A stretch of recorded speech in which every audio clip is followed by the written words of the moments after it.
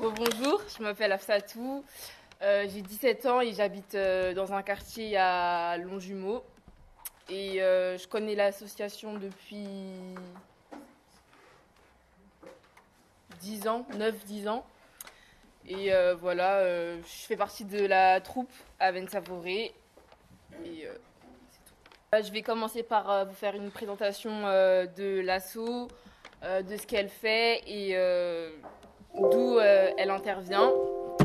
Et ensuite, je vais parler de comment s'est passée l'école pendant le confinement.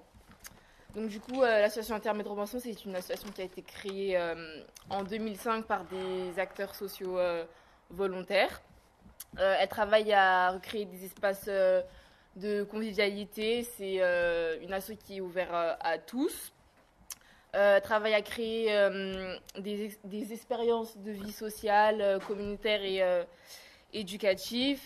L'association, elle réalise 11 ateliers, une dizaine d'ateliers par semaine, à Longjumeau, à Massy, dans les bidonvilles et les hôtels sociaux du nord de l'Essonne, et à Chili aussi.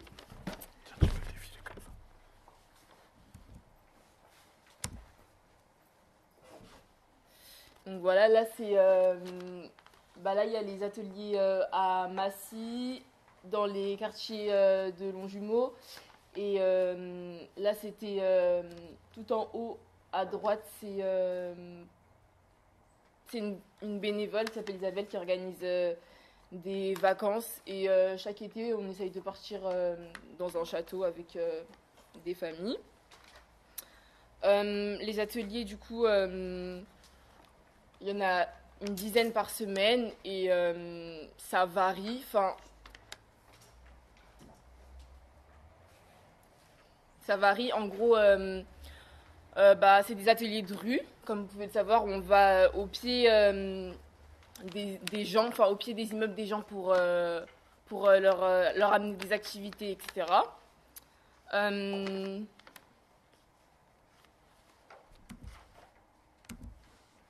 Là, c'est un atelier à Massy. Je vais vous montrer une vidéo.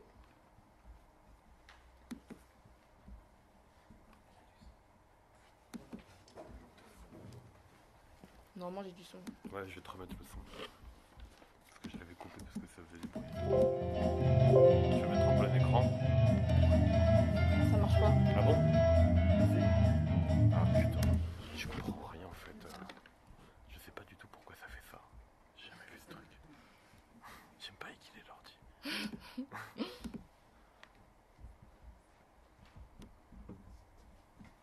Si je fais ça, il se passe quoi?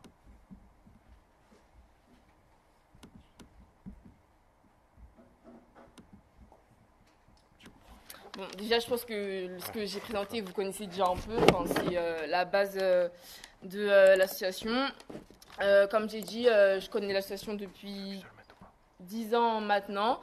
Et avant, j'étais plus là en tant que bénéficiaire de l'asso.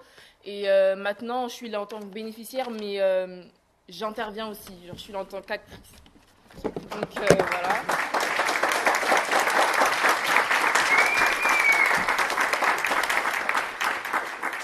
Donc là, c'était une vidéo des répétitions. Je ne vous ai pas montré un spectacle parce que je réserve pour ce soir. Et donc voilà, c'est une vidéo d'une répétition. On répète une fois par semaine, mais c'est une bonne répétition. Et voilà, c'est tout ce que j'ai à dire sur la troupe. Donc maintenant que j'ai présenté l'asso et que j'ai parlé un peu des ateliers qu'on faisait, je vais vous parler, vu que c'est un peu le thème de cette journée,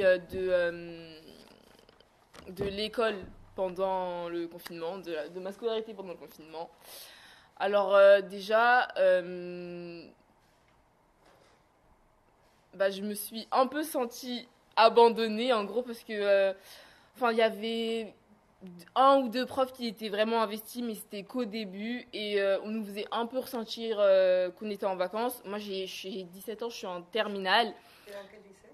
Lycée Jacques Prévert à Longjumeau. Donc,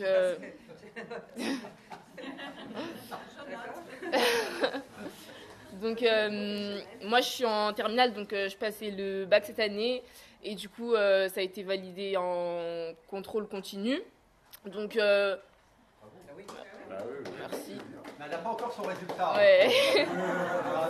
Donc du coup le bac ça a été, enfin on donne le bac en fonction du contrôle continu. Du coup bah on avait juste à savoir si on avait la moyenne ou pas et pour nous on était un peu en vacances quoi vu que bah, on a le bac, on nous donne des devoirs, mais le cours, on comprend pas trop, donc pour nous, on n'a rien à faire.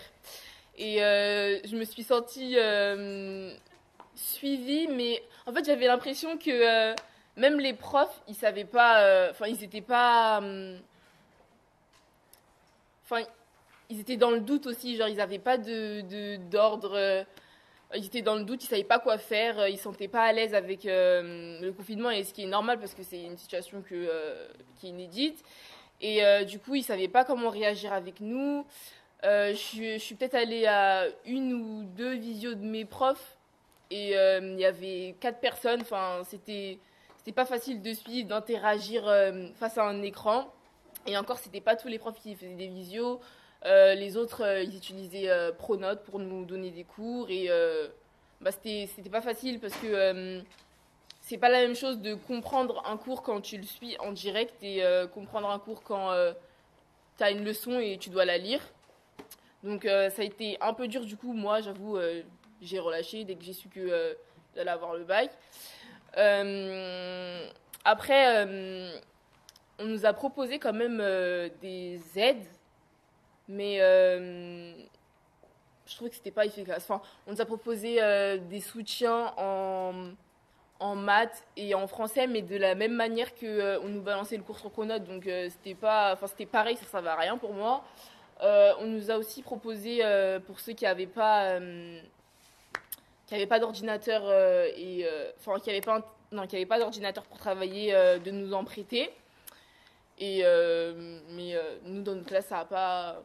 Enfin, il n'y a personne qui s'est manifesté pour cette aide-là. Après, qu'est-ce que je peux dire d'autre sur le confinement? Je connais des gens qui... moi, je trouve que la méthode du contrôle continu, c'est... Enfin, il y en a pour qui... Moi, par exemple, ça m'arrangeait, mais je trouve que pour certaines personnes, bah, c'était pas cool parce que, par exemple, il y en a, soit ils ont eu des difficultés, soit ils n'ont pas trop travaillé pendant l'année et ils se sont dit bon bah le bac je vais tout donner, je vais bien réviser et tout. Et là bah, on nous a annoncé que on n'allait pas passer le bac et que ça allait être validé sur le contrôle continu. Sauf que c'est compliqué déjà parce qu'il y a la réforme. Les 2003 qui sont en dessous de nous, les 2002, ils ont un autre bac, ils ont plus de filière. Donc si t'as pas le bac, tu redoubles, mais tu sais pas où tu vas. Si tu vas au rattrapage, le rattrapage, c'est... Je trouve que c'était un peu dur quand même, et qu'on aurait dû, par exemple, si on avait 9 de moyenne, ne pas nous faire aller au rattrapage et nous donner le bac, parce que déjà on nous le donne avec le contrôle continu. Oui, il y en a pour qui ils vont se dire ouais c'est facile, t'avais juste à un peu travailler toute l'année et tu l'aurais eu, mais en vrai c'est pas du tout comme ça. Il faut travailler dur et il y en a qui ont des difficultés, qui n'ont pas d'aide à côté.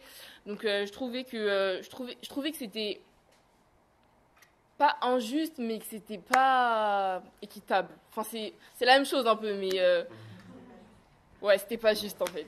Et du coup, je connais là qui sont stressés parce que du coup, en même temps, il y a Parcoursup, il y a le contrôle continu. Parcoursup, déjà, c'est un robot qui décide de ta vie.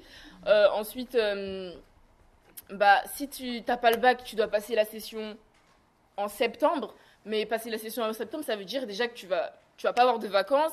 Et ensuite, tu vas pas avoir de vacances et ensuite tu vas pas savoir où tu iras en septembre vu que tu dois attendre septembre pour passer la session du bac alors que la rentrée c'est en septembre. Donc tu es un peu perdu, tu sais pas quoi faire. Je connais des gens qui sont dans cette situation là et voilà, c'est dur pour eux. Donc C'est tout ce que j'ai à dire sur... Et toi, du coup, est-ce que tu sais où tu vas l'année prochaine? Moi, l'année prochaine, je fais un service civique à l'ASSO avant de faire avant de... Je suis pas encore sûre, hein, mais faire une école d'éducateur spécialisée. Et voilà.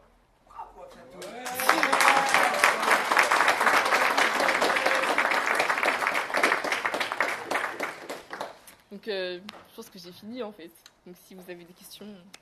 Oui, je pense que c'est le moment des questions. Ouais. Je crois qu'il va y avoir des questions. Et peut-être dire, vous voyez comme c'est pas évident d'entendre un élève qui parle des profs et qui parle du lycée. À chaque fois, nous les adultes, quand on entend ça, on a envie de dire tout le monde a fait ce qu'il a pu, hein, tout le monde, c'était difficile pour tout le monde. Vous voyez un peu comment c'est pas toujours facile d'entendre la parole des enfants, des jeunes. Moi, je tiens à le dire parce que c'est un vrai problème. C'est-à-dire, on pousse les jeunes et les enfants à s'exprimer, mais c'est pas évident d'entendre aussi ce qu'ils ont à dire. Et puis peut-être, j'ai envie, ce qu'elle a esquissé et qui n'était peut-être pas complètement visible, c'est finalement les enfants qui vivent, qui n'ont pas qui sont dans d'autres codes, qui sont dans d'autres cultures, d'autres milieux, qui sont en situation d'insécurité économique, sociale, culturelle. La distanciation sociale, c'est un poison. La distanciation, c'est exactement ce dont ils souffrent déjà tous les jours. Donc vous pensez bien qu'en faire un dogme, c'est quelque part achever de les ensevelir et de les perdre de vue. Parce que l'autre chose qui était présente dans le discours d'Afsatou, c'est que on ne les voyait plus. Hein. Eux, ils ne voyaient plus leurs profs, mais les profs ne les voyaient plus non plus. Hein, c'est-à-dire l'invisibilité, ça va dans les deux sens. Donc distanciation, invisibilité, voilà. Pour moi, c'est des mots sur lesquels j'avais envie de rebondir.